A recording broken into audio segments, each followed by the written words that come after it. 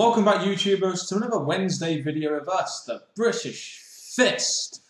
You know exactly what to do there, don't you, NJ? If you want to follow us at home, that is how you do it. I am Mr. Parkin, but more importantly, the guy jigging, the mom with the moves. It's NJ. What's up? What's up, NJ? Make sure you guys subscribe up above, like this video, and get your comments down below on this video. Make sure you contact us in those links in the description box below. Indeed, yes. Right, so today we're going to be talking about Ring of Honor. And what are we going to be talking about today in this video, NJ?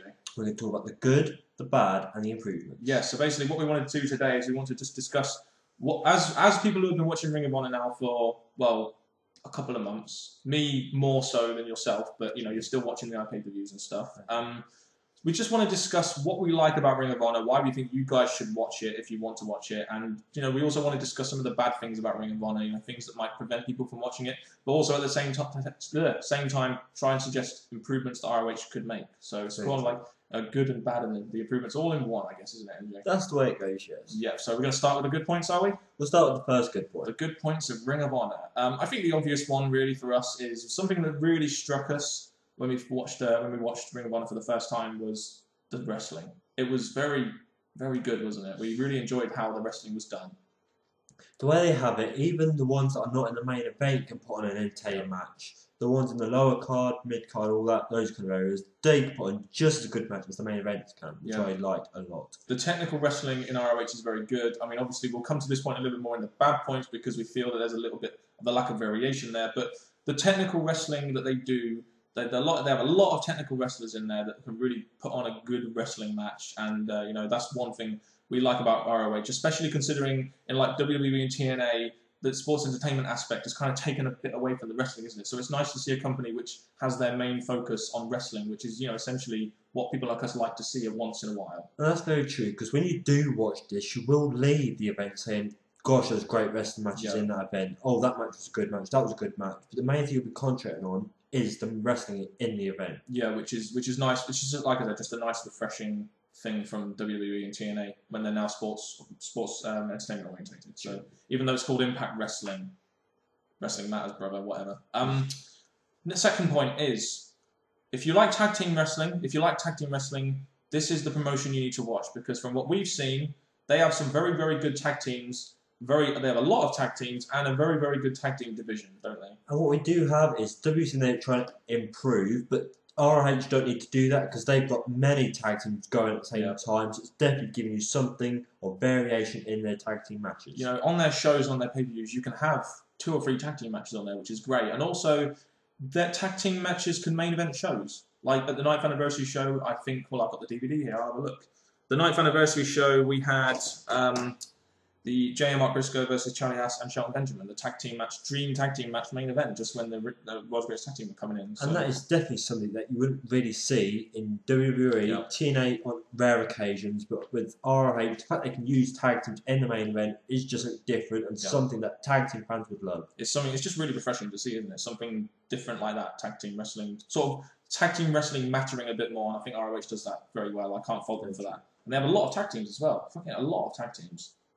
I do agree. There was like, when I first watched this, I was thinking, cool, they can put on various matches that can be different with this tag team doing this tag team doing that. It was good to see. Yeah, another thing we like about Ring of Honor also is it's kind of tied in with the wrestling. It's their matches can go on for a long time. And sometimes when you're a wrestling fan, people like me, I like to see matches go on for a long time so they can really build up. And you know, when you get a long match, it's usually a very good match, despite the fact that, you know, obviously the match can obviously be bad, but usually when it gets a lot of time, it means the match is building up slowly to a finish, which I like about Ring of Honor. And the thing I will say about long matches, just like I said in wrestling, is that it's not just the main events that get the long matches, it's every other match as well. Yeah. Even the lower card, mid card, whatever you like to call it, they get a good length of time. I'm thinking that is just brilliant, because obviously they're actually paying attention to the other stars that could possibly come into the main event at the late stage. Also, while they do put on long matches, though, one thing we will discuss later on is the way, the fact that you have long matches, but you might not dedicate enough time to other things, which is something we'll come on to later on.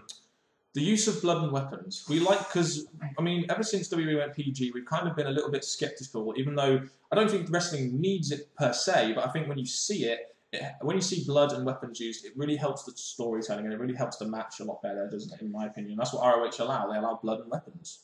Well, like I said, I'm going to defend WWE because when they got rid of blood, they can still put on good matches. But to seeing the blood there, you do get the fans reacting more to without blood. Yeah. And ROH, the fact they show it in their main events, in the other matches, it gives you more of a feeling to the match. Yeah, definitely. So that's one thing we do like about ROH is they're sort of the freedom as to what their wrestlers can do in terms of their wrestling moves and also in terms of the weapons and the blood. So. Because they do use their weapon usage a lot in their weapon usage matches, so I think that is just brilliant all the way. Dare I say Ladder War 3 or Steam versus Generico at Final Battle? Well, there you go. Exactly. Bloodthirsty matches. One thing I do like about ROH is even though they don't have a TV deal at the moment, but they will. They do now, but it's started on the Saturday, and we're recording this on the Thursday. So yeah, if that makes sense to you guys, and we're putting this out on the Saturday, on this Wednesday. So what we like about ROH is that even though they don't have many shows in terms of like weekly shows, every show they have is always somewhere different, and they always go to different places, which is what I like about the. That's the thing. TNA. Very do. That's the point I was coming. I'm thinking the fact that they do travel, so other people in different places can have the opportunity to join an ROH show and actually tune into it. Unlike ROH, where only limited people, so where they travel to. Yeah.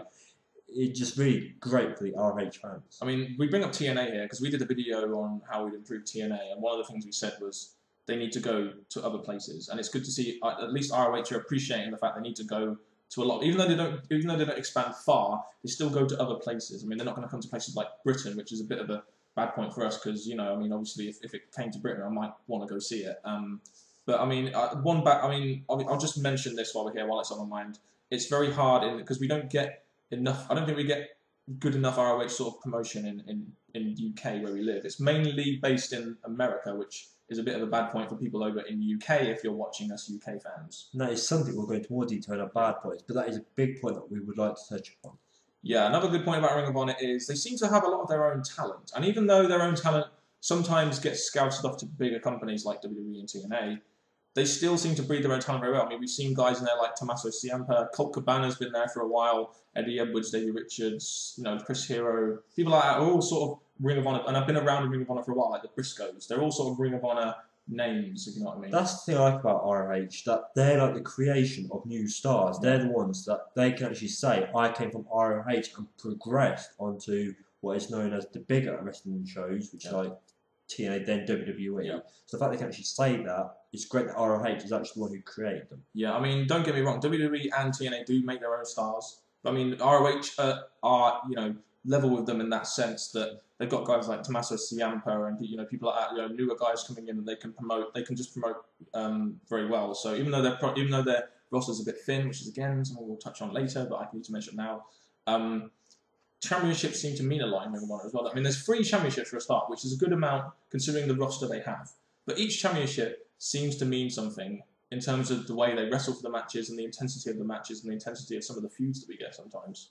When you do look at the other events, other shows, their wrestling championships have gone really downhill, and ROH do the best at keeping their championships up high, meaning something to the wrestlers that they've been given to. They do indeed.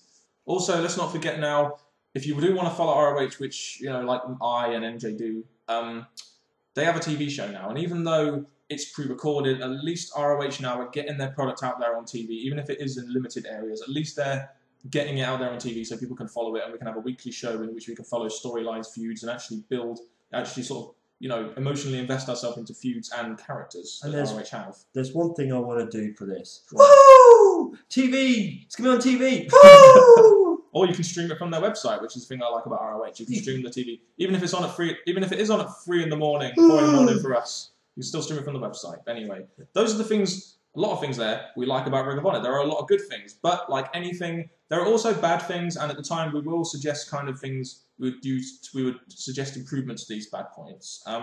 The first thing we want to say is being a Ring of Honor fan is very hard. It's really hard to follow the product sometimes, especially, I do try and follow Ring of Honor every day, but I just find it really difficult to follow. Their website, they have a good website, don't get me wrong, but because they're not on TV every week, even though they are now, and their iPay-views, their 5 main iPay-views are very far apart, it's really hard to follow storylines and the product, which is one thing I don't like about ROH. It's just really, really hard to follow just because it's such a small promotion and it needs to grow. And I'm thinking with their future plans for ROH, there's a big chance that it will be able to become easy to follow because other people get more interested and it'll be linked everywhere else. So I think in time that could change. I mean, ROH could benefit from a bit of advertising. Ooh, big time. You know, promotions. Another thing I don't like about ROH is that their products are very expensive. I mean, if you look, I've got all these DVDs here from ROH.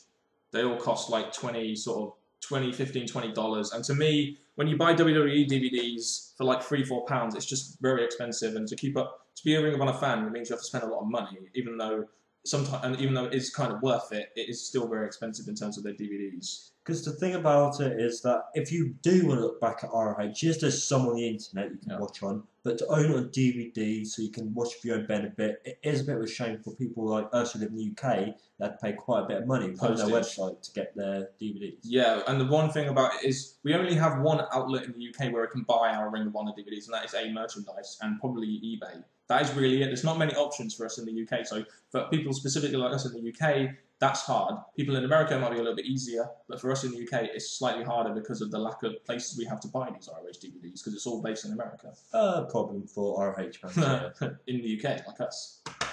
But anyway, so it could do with some advertising promotion just to spread the word of the product. They really need to do that, especially now they've got a TV deal on the Sinclair Broadcasting Group. And talk about things that are going to go on TV. In their pay-per-views, they have this horrible thing, which I don't know why they use it. Bang in the middle, roughly, of their pay-per-view, they have something called intermission. They use the intermission so the fans can go off and buy merchandise and things like that at the show. The problem is that when you have an intermission and you're watching it on TV, firstly, you just don't want to see it, and second of all, it really ruins the flow of the show. Like, you have a very good, let's face it, at the end of Death Before Dishonor, we had the whole Kevin Steen thing, which got the crowd hyped up big time, and then you had an intermission, and then you start off the intermission match with Charlie Haas versus Michael Elgin, which really didn't get too much reaction. That was because of the intermission.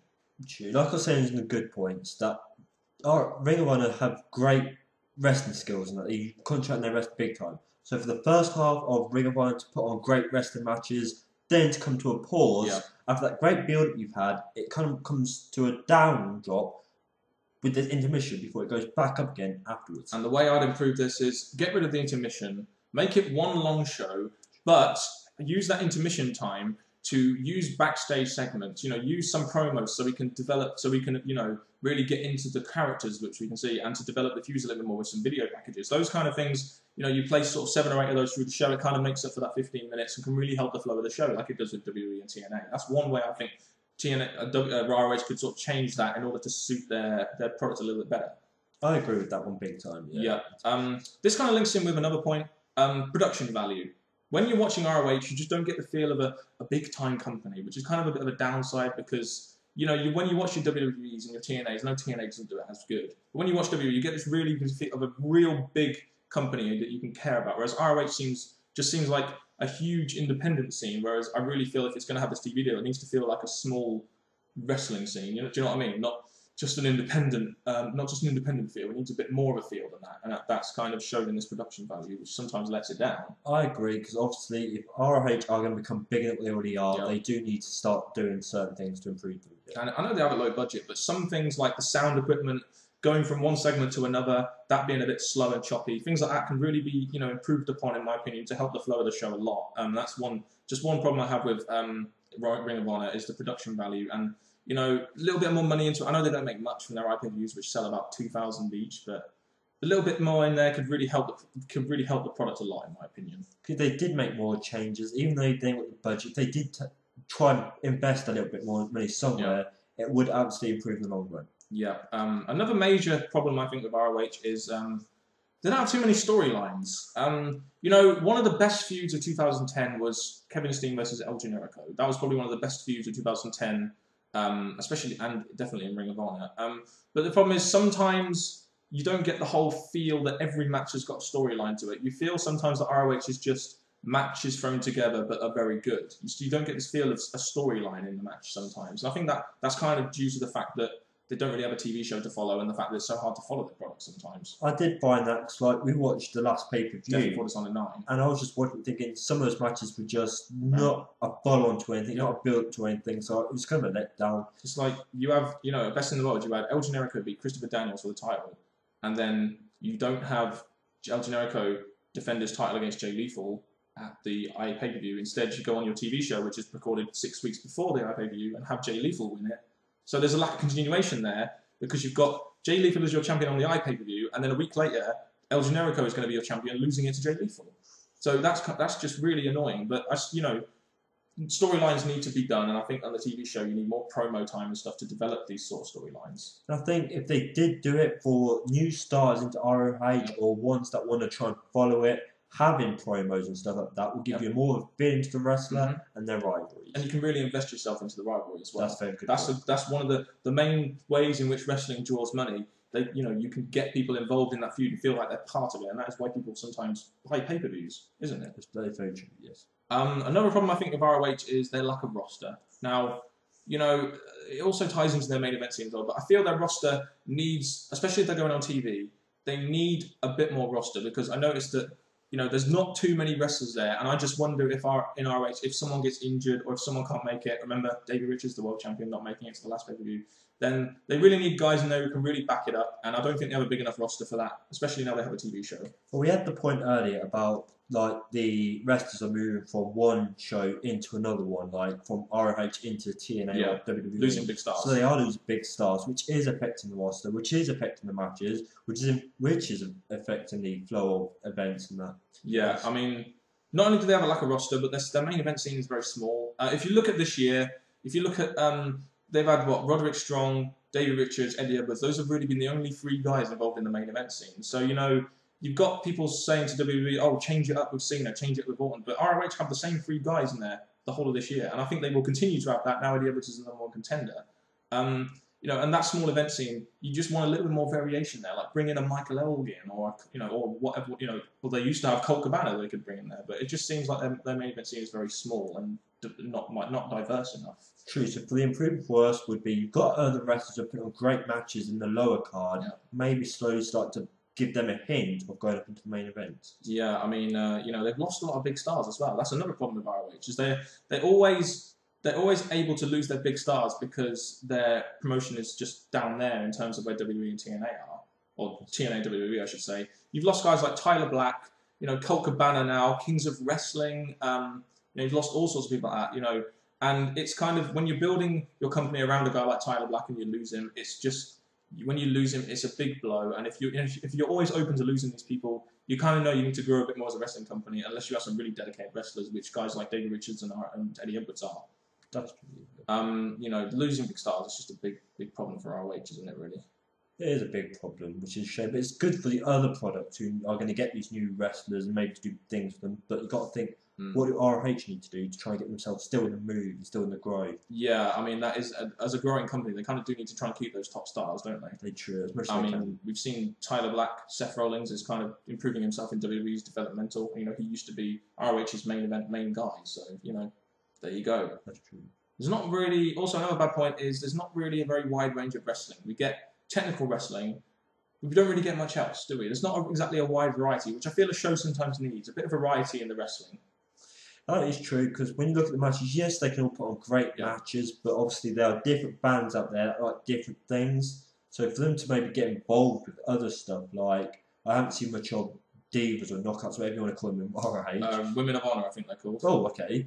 Not much of that, not really. Or Big Guys. Big Guys, another example. I'm a fan of Big Guys, so if they got involved in ROH, that was a different. It's like, I've never seen Kevin Steen, who is a great wrestler, I've never seen Kevin Steen involved in the main event scene as a bigger guy. It shows that they don't really want to bring it. It shows they want to stick to the same bit of the same sort of technical style, fast-paced spot style that they have, rather than take the risk of bringing in a bigger guy into the main event scene. And that's a variation of the wrestling. It's just a bit of a problem in ROH, in my opinion. It needs more variation, especially now they're on TV. That's very true, because I don't see anything wrong with them taking risks and putting something different into the main event. I don't see anything wrong with that. No, I think a guy like Michael Elgin could really thrive in the main event. He's a different guy to what you usually see in the Ring of Honor's main event, and he's a young and up-and-coming star. I feel it could be in the main event, and I feel his main event rise is coming soon, but who knows? We'll wait and see for that. You want? Yeah. Internet pay-per-views. As a person who's bought an internet pay-per-view, and NJ as well, if you're going to go into the bigger if you're going to go from being an indie scene to a proper wrestling company, then you kind of need to go onto pay-per-views rather than iPay-per-views, because iPay-per-views don't have the same feel. You have to stream it over the net, and it just doesn't feel right, does it? When you're streaming it over the net, when you should really be watching it on pay-per-view on television in high definition or whatever. Again, if they did, this is another improvement as we were saying. Yeah. They've gone from iPay-per-view. Maybe they have to do it for a little longer, but I want to see them progress onto proper TV pay-per-view, which would be great for them, I think. Yeah, I feel they do need to do that if they're going to move on with their product. I really do. Even though I don't mind the pay-per-views because you can replay it anytime you want, but they do need to move on to pay-per-views so they can make the product maybe a bit more expensive to buy, and so it's just better quality for the people watching it.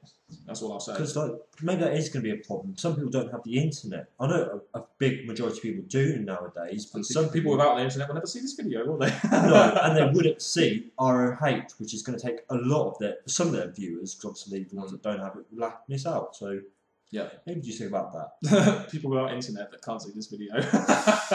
That's a shame. The voice of the voiceless. That's true. CM Punk style bitch. He was in Ring of Honor, you know, CM Punk. Another main event that's left from ROH and gone into. Along with Daniel Bryan, Nigel McGuinness. Anyway, we'll wrap that video up there. We've mentioned some of the good points, bad points, and improvements. So. Now I'm going to finish it off with the jokey point. I've heard this from other people, and so that I've noticed in ROH. Streamers! Woo! Party in ROH! There's a pie gun in ROH! A pie going on! Oh yeah! No, we don't need that. We don't need that. No. Anyway, mate, get your comments down below what you like about ROH, what you don't, and improvements that we suggest, or even just comment on the things we've said. So, get your comments down below. Thank you very much for watching, guys, and goodbye.